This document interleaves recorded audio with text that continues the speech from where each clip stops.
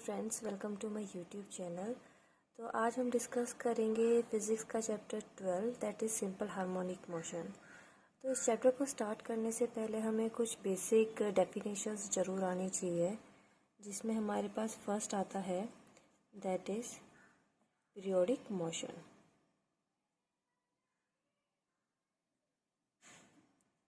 Then हमें पता होना चाहिए व्हाट इज़ टाइम इंटरवल।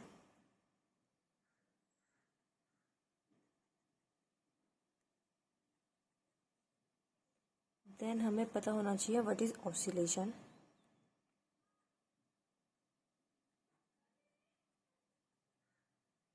इसके बाद हम फर्दर डिस्कस करेंगे अबाउट सिंपल हार्मोनिक मोशन।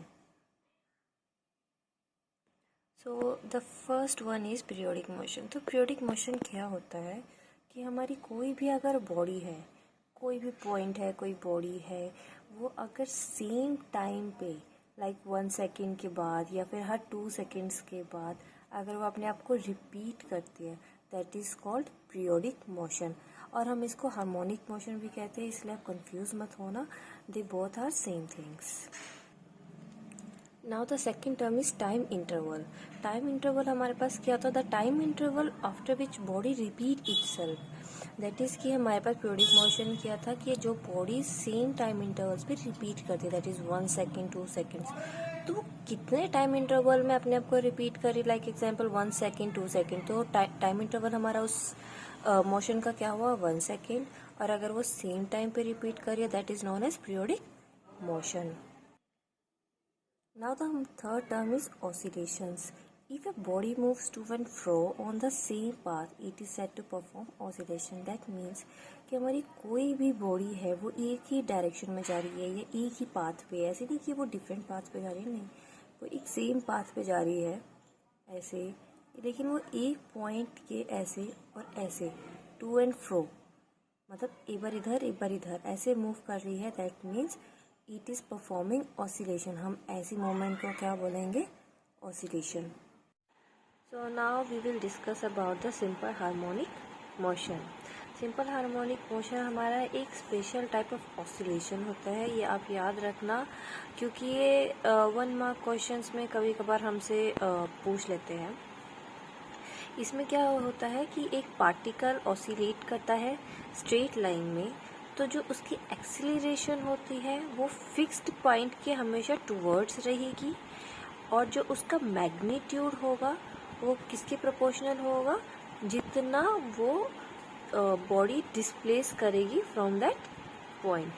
अब जो हम फिक्स्ड पॉइंट की बात कर रहे हैं, जिसके टूवर्ड्स एक्सीलरेशन लग रहा है या फिर जहाँ से हम डिस्प्लेसमेंट को काउंट कर रहे हैं, वो फिक्स्ड पॉइंट हमारा क्या है, centre of oscillation, like this. तो जो ये हमारा ओ पॉइंट है, ये है सेंटर ऑफ ऑसिलेशन।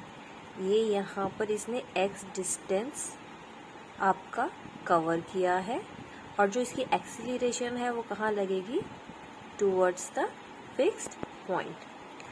अब ये हमारे यहाँ से इक्वेशन आती है, that is acceleration is equals to minus omega square X. ये हमारा ओमेगा स्क्वेयर एक पॉजिटिव कांस्टेंट है, दैट मीन्स जो ए है वो किसके डायरेक्टली प्रोपोर्शनल हो गया, नेगेटिव ऑफ एक्स की।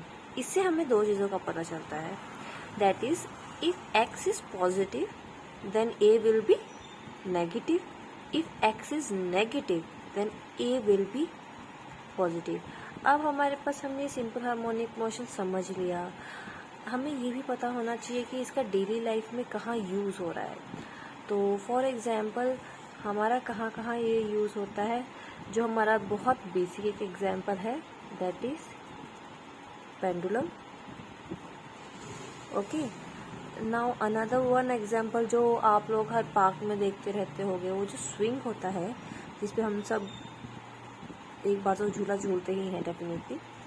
तो ये हमारे बहुत बेसिक लाइक एग्जाम्पल है, जिसमें आप सिंपल हार्मोनिक मोशन को आप शो कर सकते हो।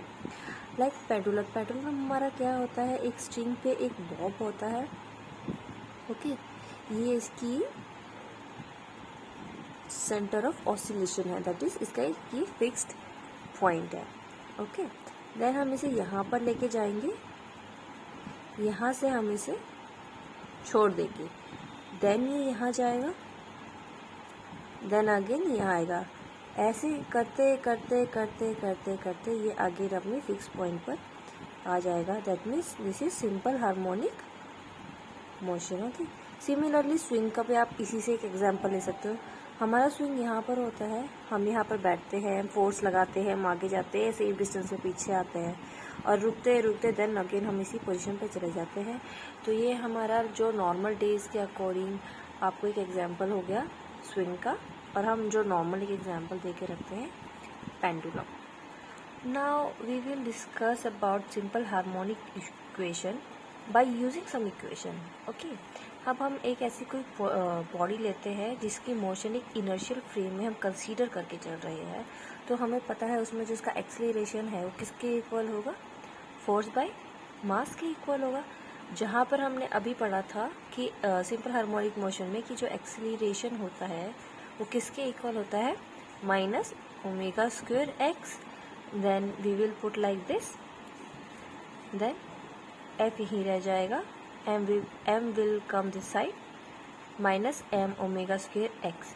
जो हमारा मास है और जो ओमेगा स्क्वायर है they both are constant terms, तो हम उसको के के टर्म में मेंशन करेंगे। ओके, जहाँ पर ये हमारा के क्या है, फोर्स कांस्टेंट या फिर हम इसे स्प्रिंग कांस्टेंट भी बोल सकते हैं। अब जो एक पार्टिकल है, ओके, वो एक स्ट्रेट लाइन में मूव कर रहा है, वो सिंपल हार्मोनिक मोशन को एग्जीक्यूट करता है कब, जब उसका जो रिजल्टेंट फोर्स है, जब उसका जो रिजल्टेंट फोर्स है वो किसके टूवर्ड्स लगेगा, फिक्स्ड पॉइंट के टूवर्ड्स। ओके, और वो किसकी प्रोपोर्शनल होगा, जितना भी वो डिस्प्लेस्ड हुआ है from that particular point. Okay, ये डेफिनेशन हमारी किसकी थी, सिंपल हार्मोनिक मोशन की। दैट मीन्स कि हम सिंपल हार्मोनिक मोशन को इस इक्वेशन से भी डिफाइन कर सकते हैं। Okay, now we will discuss about the three main points.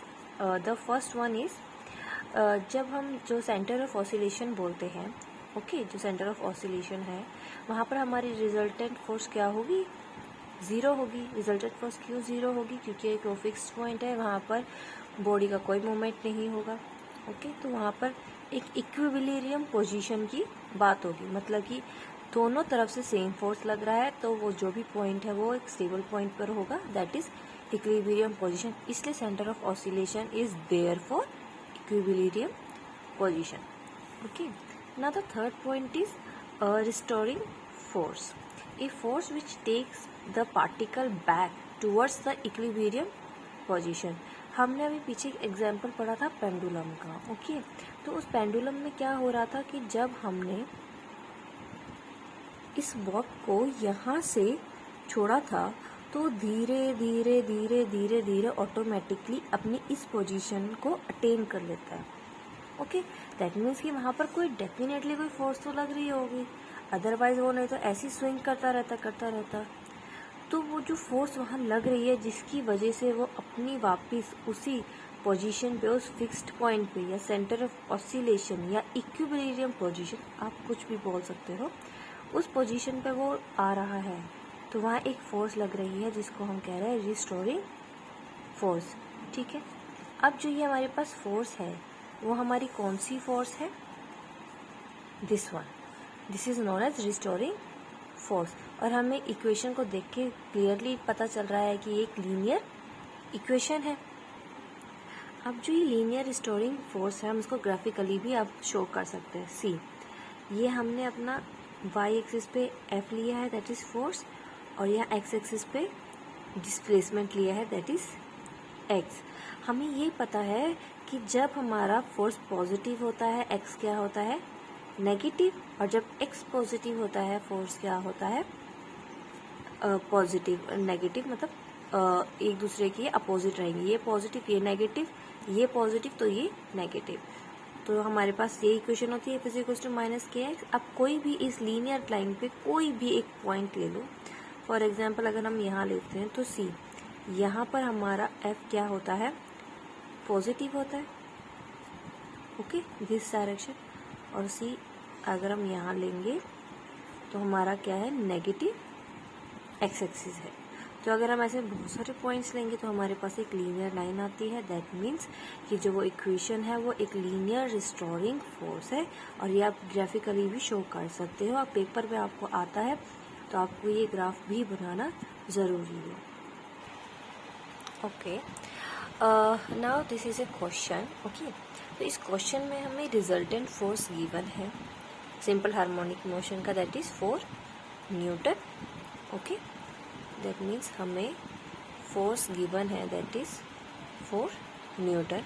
Okay, when it is 5 centimetre away from the centre of oscillation, that means हमें डिस्प्लेसमेंट भी गिवन है दैट इज़ 5 सेंटीमीटर, हम मतलब एक्स भी गिवन है 5 सेंटीमीटर। और हमें क्या निकालना है, स्प्रिंग कांस्टेंट। स्प्रिंग कांस्टेंट हमारा क्या होता है, हमारा होता है के। ओके, स्प्रिंग कांस्टेंट आ जाए या फोर्स कांस्टेंट आ जाए, दे बोथ आर, मतलब आपको क्या निकालना है, के की वैल्यू निकालनी है।